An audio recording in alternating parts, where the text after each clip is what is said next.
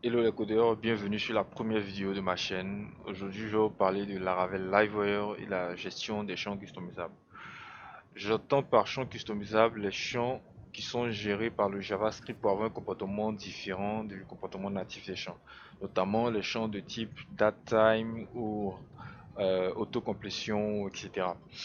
Euh, Laravel Livewire, c'est quoi? Laravel Livewire, c'est une librairie PHP compatible avec Laravel qui permet de réaliser des actions dynamiques comme le feront JavaScript, mais sans taper du code JavaScript ou moins de code JavaScript.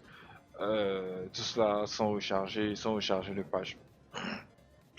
Du coup, ce tuto est réservé à des personnes qui ont des notions en Laravel Livewire euh, et qui ont du mal à récupérer les données de ces champs customisables dont je faisais allusion tout à l'heure.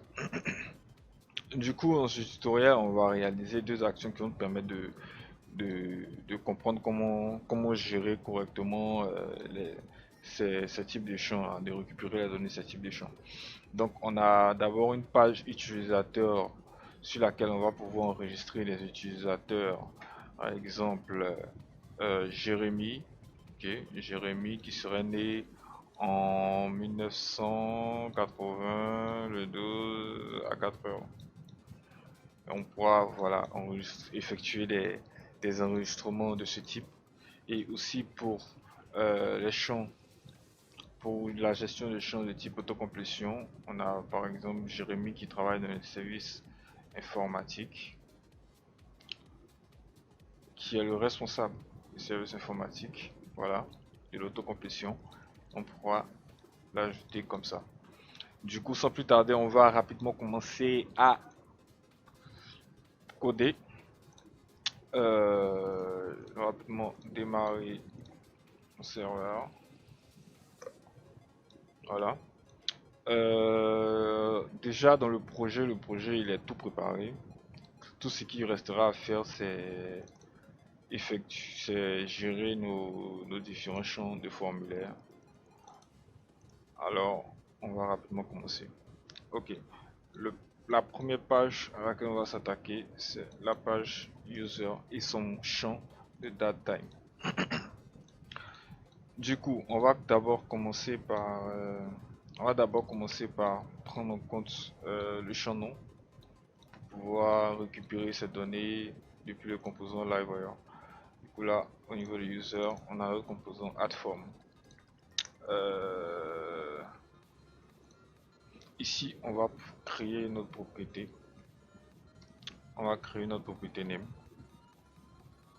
Bon, disons users. Voilà. Qui a la propriété name. New. Euh,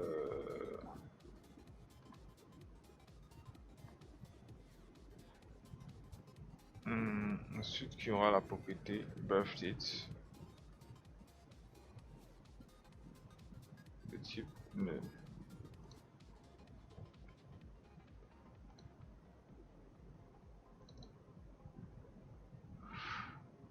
Hmm, Désolé, j'ai pas mis de. Ok. Euh, donc là, on a la propriété users et on a nos différentes valeurs name et birthdate. Du coup, au niveau de notre vue forme de users, il faudra définir wire model user.name, wire model birthdate. Au niveau de notre action click, on aura une méthode submit. Donc, du coup, là, on va définir notre petite méthode publique function submit qui va nous permettre d'enregistrer notre utilisateur plus tard. Mais on va tout d'abord commencer par gérer notre datetime. Du coup, pour ça, on va utiliser la librairie datetime picker de XTsoft. Du coup, pour récupérer cela, on peut taper XTsoft datetime DateTime Picker. Ok. Et là, le premier lien, on a notre librairie qui se trouve là. Du coup, pour initialiser notre petite librairie, c'est décrit là. On va d'abord commencer par définir la langue. Ok. On va commencer par créer notre petit script. Par les scripts. Et là, on va définir la langue FR. Ensuite, il faudra définir nos différentes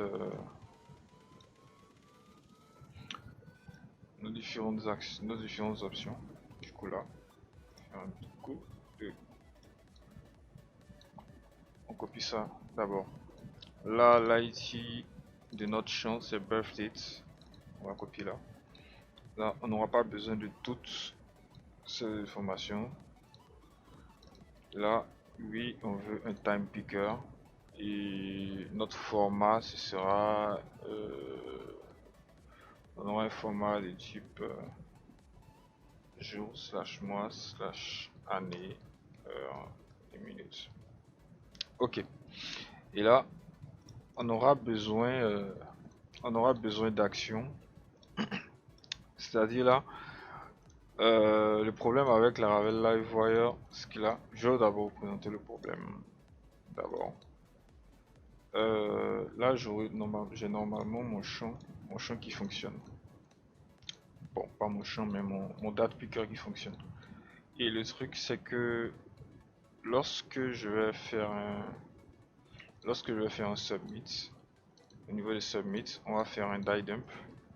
On va faire un die dump de user pour voir si on récupère vraiment hop là, pour voir si on récupère vraiment nos données. Du coup, on va venir enregistrer notre utilisateur, on va l'appeler Daniel. Ok, Daniel qui serait né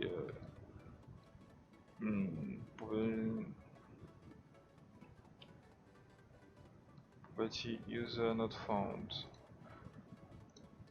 parce que là j'ai mis users.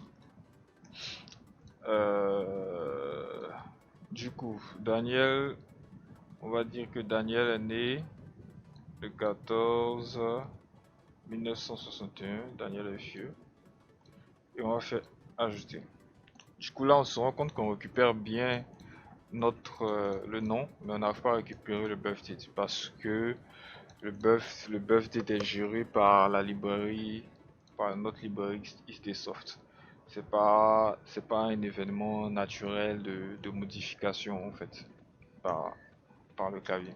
Du coup, pour pouvoir récupérer cette donnée depuis notre composant Livewire, on va utiliser les méthodes du date picker qui nous permettent de récupérer la date, le date time. Et cette méthode se trouve normalement là, s'appelle onSelect. Voilà. Donc on a la méthode onSelect. On va copier ça et on vient au niveau d'ici. Et là, au niveau de nos propriétés, on va définir onSelect. Et là, on a le current time et on a toutes les informations du date time qui sont là. Nous, on va récupérer ces informations. Attends, je vais faire un item de ça d'abord. D'autres formats, jour, mois, année, non, HTML, tout simplement. On va voir, c'est un alerte, non? Ok. Donc normalement, lorsque je sélectionne la date, je dois avoir un alerte. Ça ne fonctionne pas.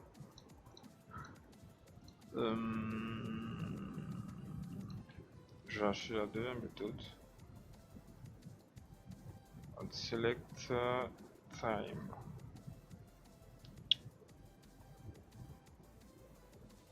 plutôt écrit un E6. Ici on a notre CT. Oh, non. Ok, on charge la page. Ça ne fonctionne pas. Problématique. Voyons voir si on n'a pas de... cd format is not function. Ok. Du coup, ce qui était écrit dans dans la doc ne fonctionne pas. Du coup, on va récupérer notre date dans une variable. On va récupérer ça de façon littérale. Du coup, on va faire un coup de ct.getDate. Okay. GetDate, quel jour? On va faire pareil, ct.get month. Ok. Slash l'année maintenant. Ct.get full year pour voir la totalité de l'année. Et là, on met un espace. Ct.get minutes. Ok. Là, 2 points. Ct. Voilà. Ct.get seconds. Non. Là, c'est minutes. Là, je fais une erreur. Get minutes. Et là, on a get hours. Ok, donc là on a notre date, Maintenant, comment est-ce qu'on peut récupérer cette date là pour l'envoyer au niveau de notre composant ici, pour pouvoir l'ajouter dans notre tableau. Du coup, en Livewire, on a la gestion des événements. Et ces événements, on peut déclencher des événements depuis le JavaScript. Et on voyait aussi des données, passing params, voilà. Et on voyait des données via l'événement. Donc, je peux utiliser cette méthode-là, ici, voilà. Et on va créer un événement qu'on va appeler date updated. Et on va envoyer notre petite date. Au niveau de notre add form, on va créer un listener. On va le créer là. Protected listeners. Voilà. Et là, on va récupérer notre événement pour dire qu'on a dans ce composant on attend un événement date updated. Ici, on va plutôt faire un meetup. Un meetup pour dire qu'on émet un événement aux parents. Est-ce que c'est aux parents? Non, c'est pas aux parents. Du coup, on va créer notre petite fonction public function date updated. Ok, là, date updated. Et là, on va recevoir un paramètre notre petite date. Ok. Du coup, on va mettre à jour notre variable user. Index birthdate. Je mets notre tableau avec la valeur date qu'on reçoit ici. Et du coup, avec ça, on sera capable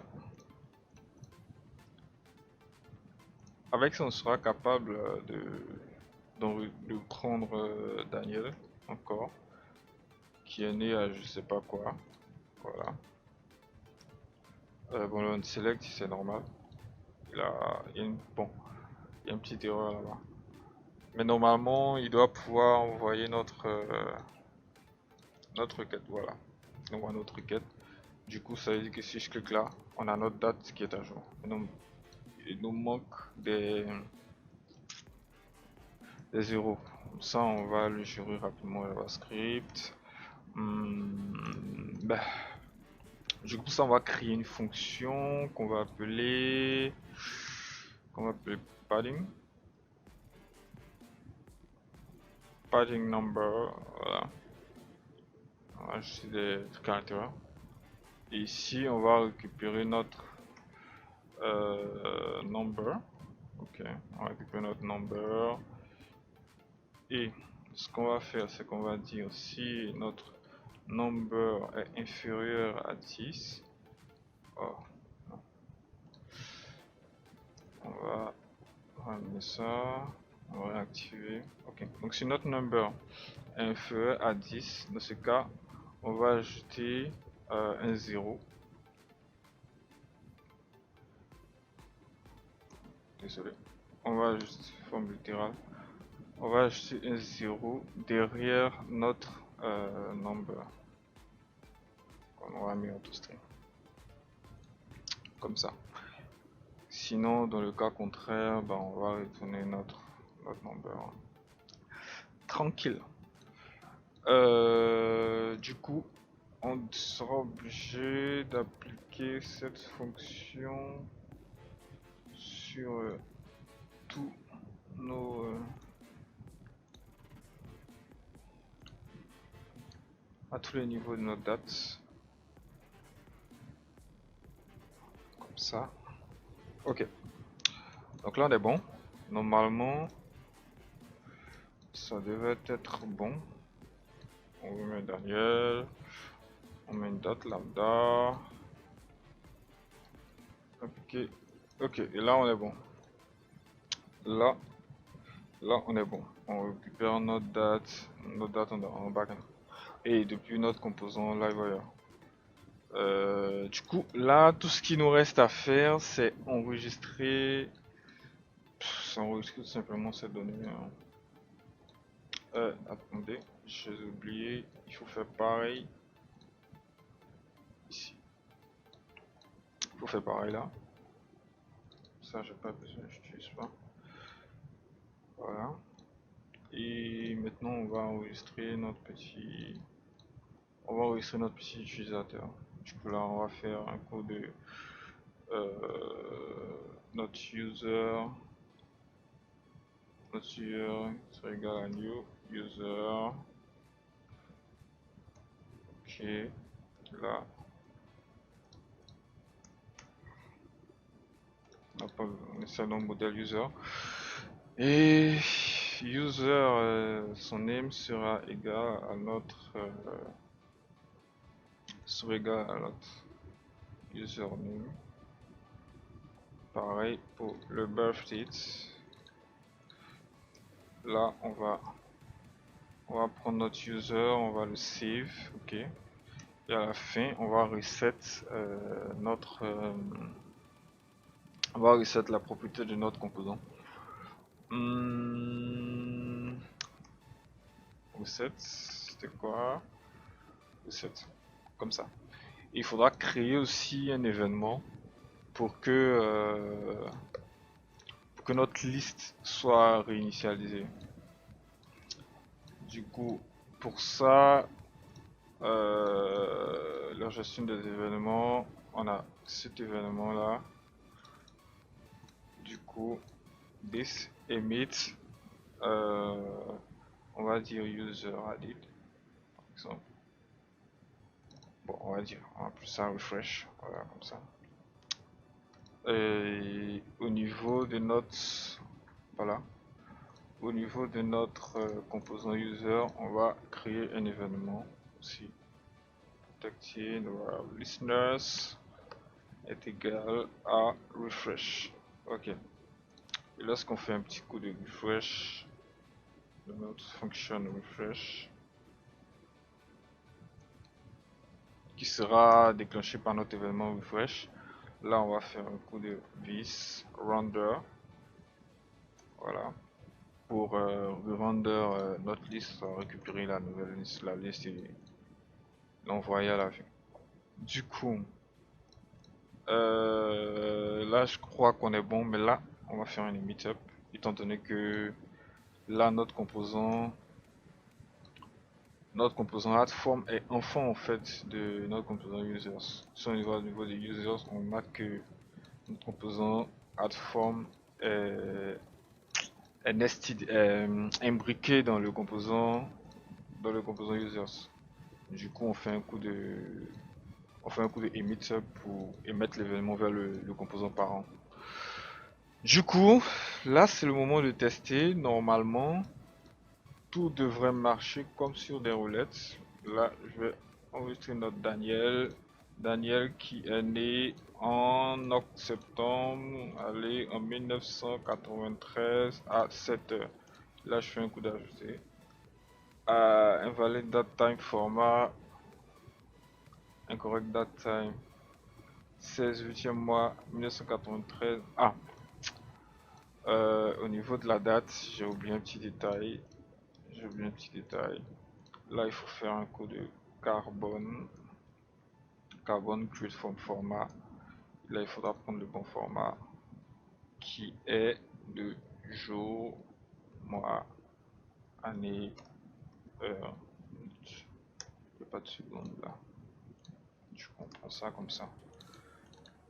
Et si on fait ça, il sera capable de l'enregistrer comme on le souhaite dans notre base de données. Et là, du coup, c'est comme ça qu'on arrive à récupérer les données d'un date time picker. Et pour tous les autres types de champs qui sont gérés par une librairie JavaScript, il faudra utiliser le même principe, comment récupérer la donnée en JavaScript, créer un événement qui sera émis vers le composant, récupérer cette donnée là via cet événement et le mettre à jour. Du coup, pour corser un peu, on va gérer l'élément qui corse un peu les choses, qui est l'autocomplétion. Ici, il faudra gérer pas mal de choses avec le composant vue. Du coup, on va rapidement s'y mettre. Là, on a... Voilà. Je vais fermer tout ça. Là, on a notre petit composant autocomplete.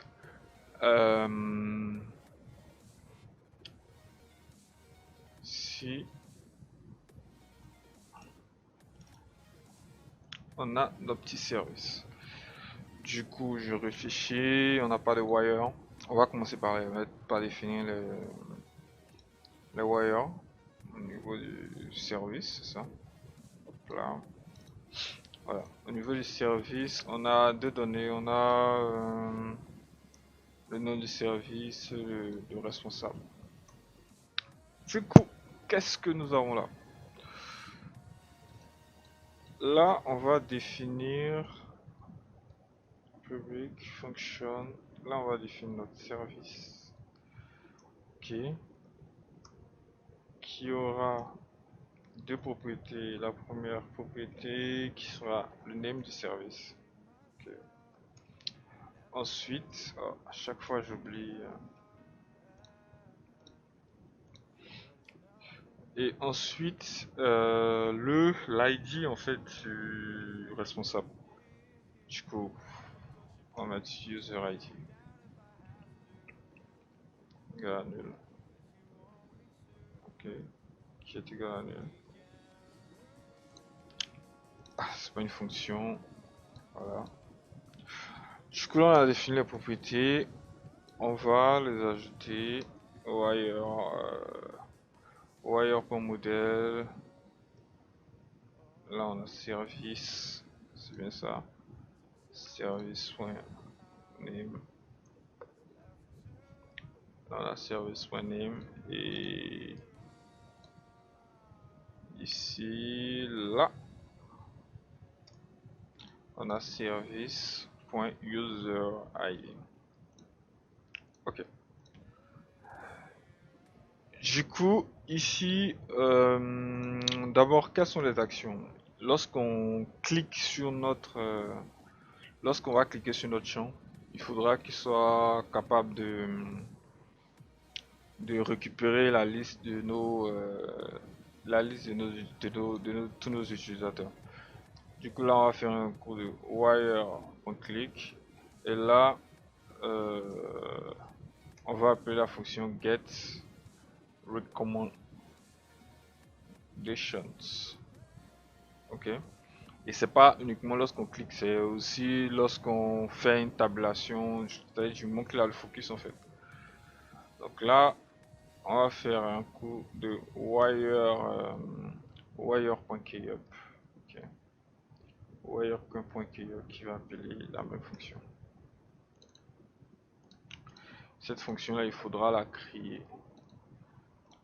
Du coup, on va venir rapidement ici créer notre fonction public function get recommendations. Et on va ajouter une propriété qui va nous permettre de savoir, qui va nous permettre de définir si notre liste d'autocomplétion et notre liste de recommandations, voilà, s'affiche. Donc on va appeler cette variable, cette propriété show recommendations.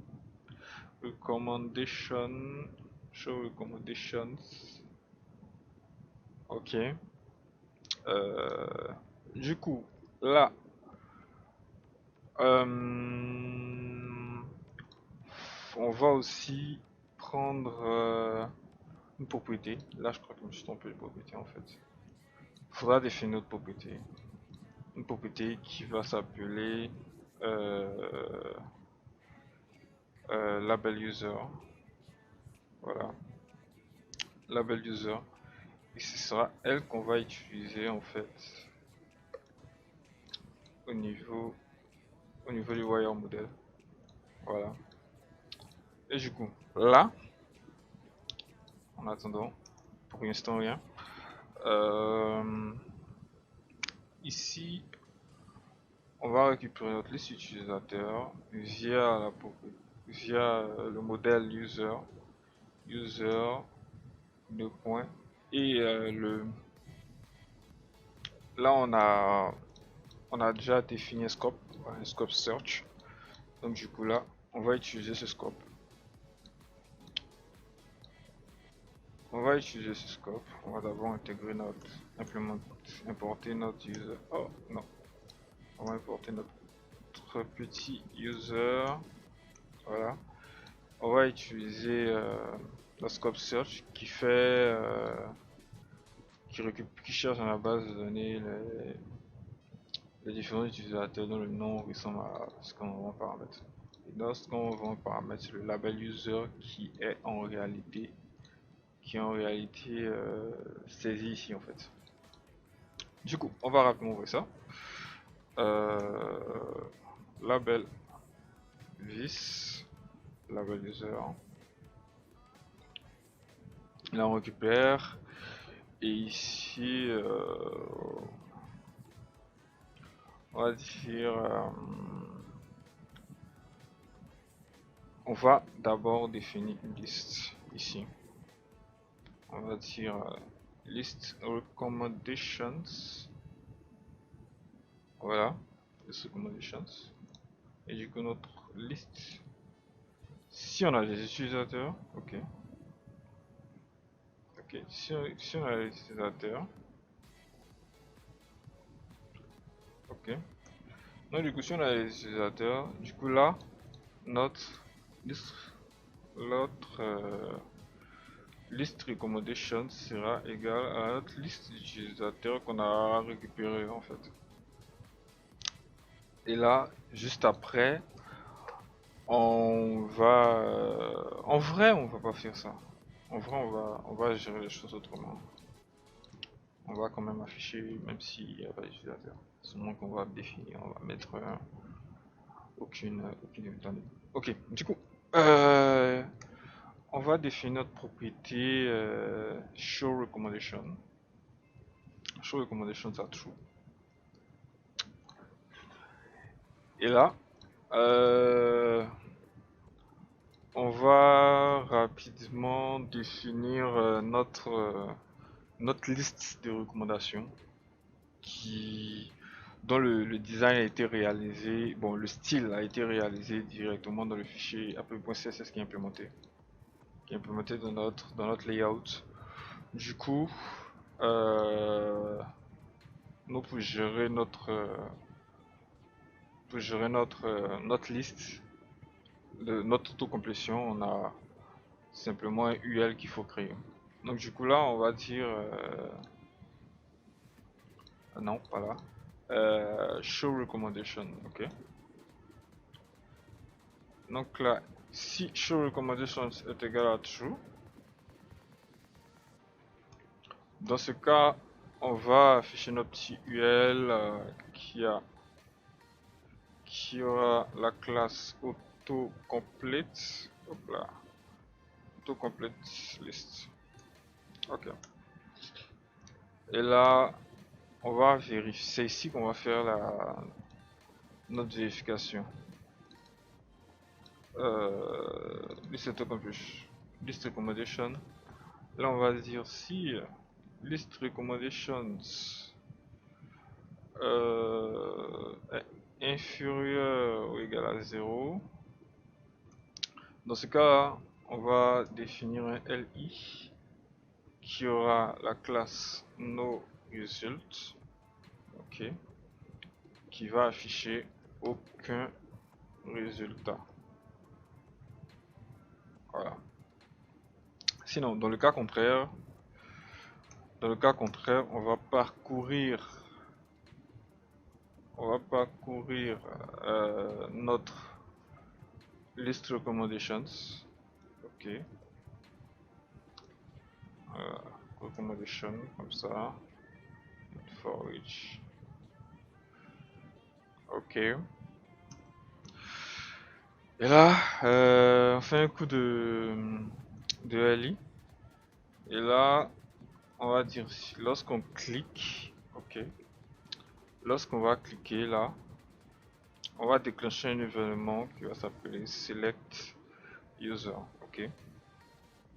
Et dans notre événement, on va envoyer notre recommendation ID. Ici, ah, désolé, ici c'est un tableau.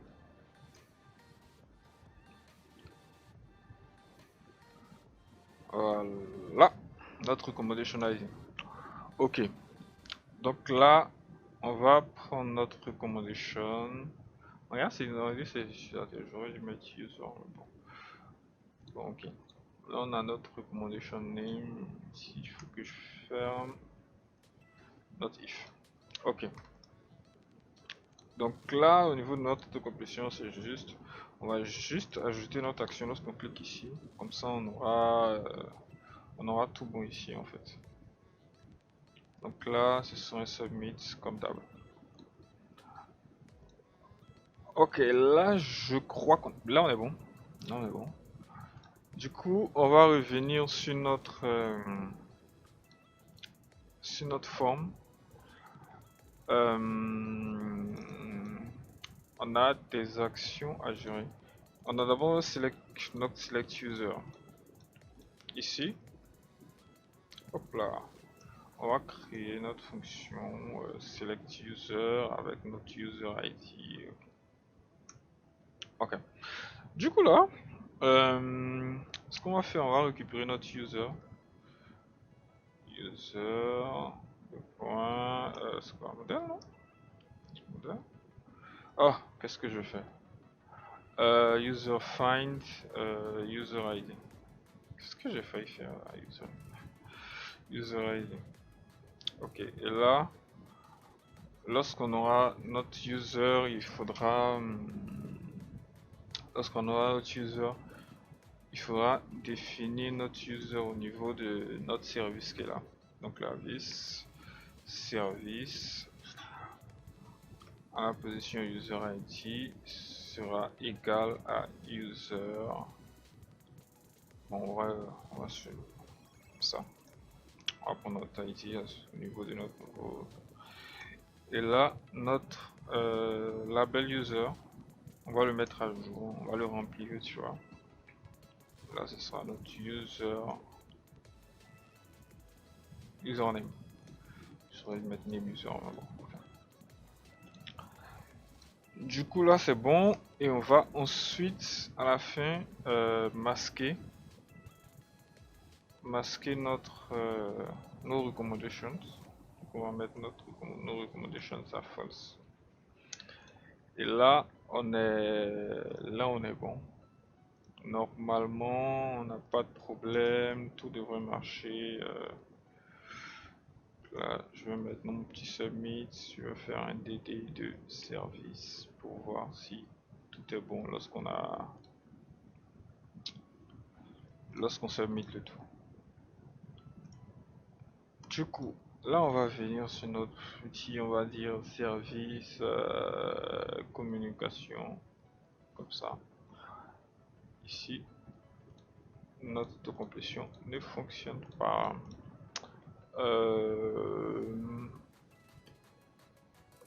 Du coup,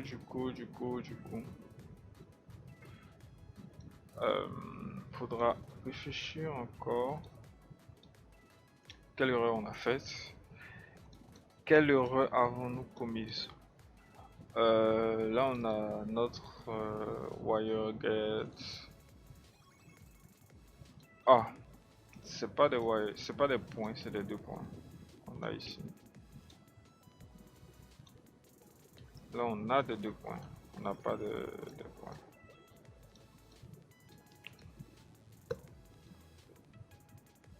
Ok, call method. Ah, j'ai mal écrit search. Le search a été mal écrit. Du coup, il faudra que je l'écrive correctement.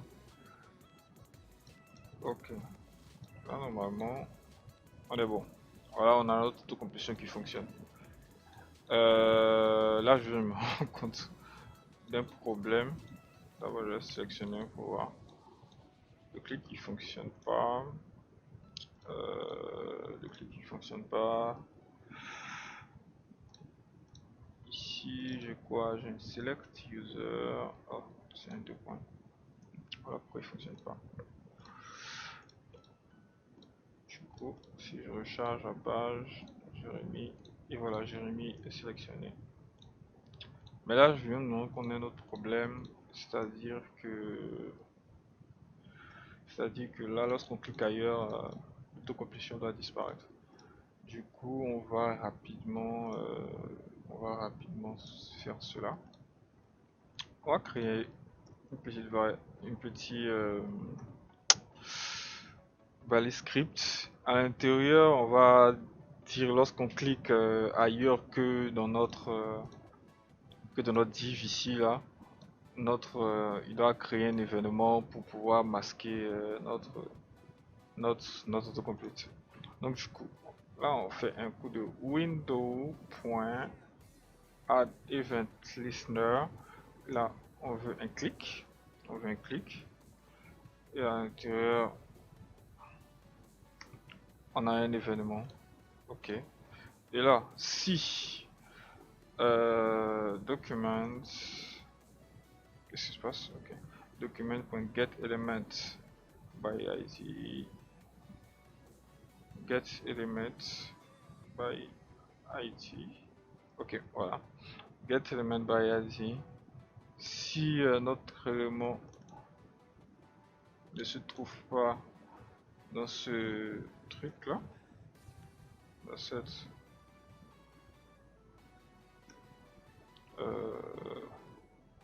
contains target.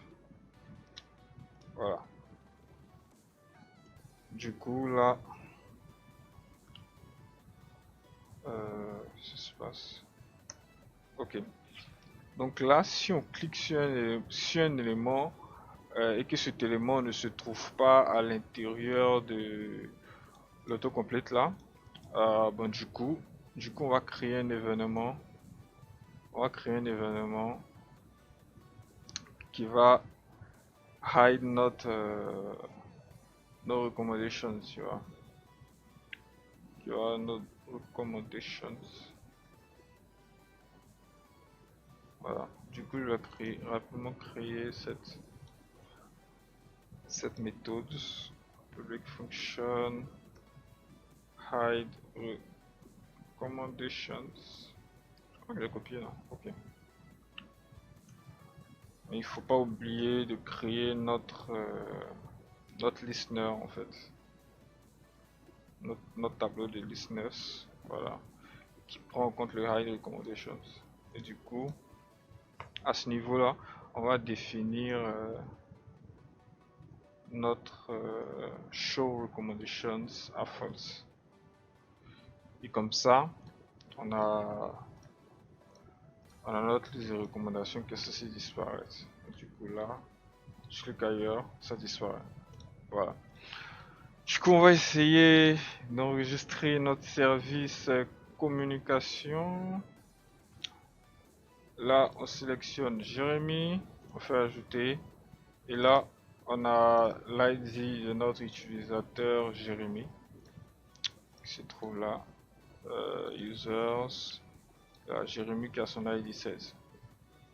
Donc là, on peut faire son enregistrement assez simplement. Donc là, je viens là au niveau de Submit. Simplement, comme tout à l'heure, on fait notre variable service qui est égal à new service. Voilà notre modèle service. Et là, notre service name est égal à notre vis service name. Voilà, on va mettre un point virgule. Du coup, notre user ID. Du coup, service save. Lorsqu'on finit de le save, comme d'hab, notre événement, on va vider d'abord. This reset, voilà, on reset le tout. Et on va créer notre événement this emit up, voilà. On fait un petit coup de emit up, refresh. Fresh.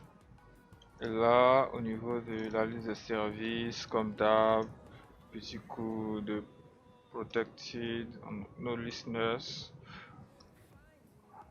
Voilà, on a notre petit refresh, notre fonction refresh en dessous. On a notre petite fonction refresh. Et là, notre refresh sera chargé de relancer le render. Et là, on est bon. Là, du coup, si je fais ajouter, on a un reset, mais le refresh n'a pas pris. Pourquoi? Est-ce que notre service a été créé d'abord? Notre service communication a été créé, mais on n'a pas de... On a bien refresh, là. Meetup, refresh. Je regarde au niveau du user. Normalement on est bon. Peut-être c'est parce que j'ai pas rechargé la page. On va créer le service commercial. Et là, on va dire que Daniel cette fois-ci est responsable. Voilà. Render not found. Ok, il n'a pas trouvé render. Pourquoi il trouve pas render? Parce que render est une fonction. Là j'ai plus le service en tête. Allez, on va rapidement créer un autre utilisateur. On va enregistrer Arnold qui est né, je sais pas, 69. Et voilà. On va enregistrer Armani, histoire d'être sûr de la fiabilité de notre autocomplétion. Voilà. On va créer Herman. Ok, Herman. En septembre, voilà, 92. Voilà. Du coup, on va aller à la page service. Ok, au niveau de la page service, on va créer le départ exactement logistique, je sais pas. À ce niveau-là, on peut taper Herman. On voit que c'est Herman, celui qui sort. Si je tape E, voilà, on a tous les éléments avec eux à l'intérieur. Donc là, on va prendre Herman, département logistique. Et voilà, Herman qui s'ajoute. Donc voilà la solution pour gérer les champs customisables, les champs qui sont customisés, qui sont gérés en JavaScript. Voilà la méthode pour pouvoir les gérer, pour pouvoir récupérer les données depuis un composant Livewire. Le principe il est simple, récupérer ces données-là depuis un script JavaScript dans notre composant. Voilà, on les récupère toutes ces données au niveau de l'utilisateur. On récupère ces données euh, depuis, depuis le JavaScript, on crée un événement, on envoie au niveau du composant et là on ajoute cette donnée à la propriété du composant, tout simplement. Du coup, j'espère que cette vidéo vous aura servi. Si c'est le cas, n'hésitez pas à laisser un pouce bleu. Si vous avez besoin que je fasse d'autres vidéos sur Livewire, expliquer un peu comment Livewire fonctionne, comment utiliser, disons les bases, disons un parcours de Livewire, bah, écrivez-le en commentaire et je le ferai dans une prochaine vidéo. Sur ce, à la prochaine.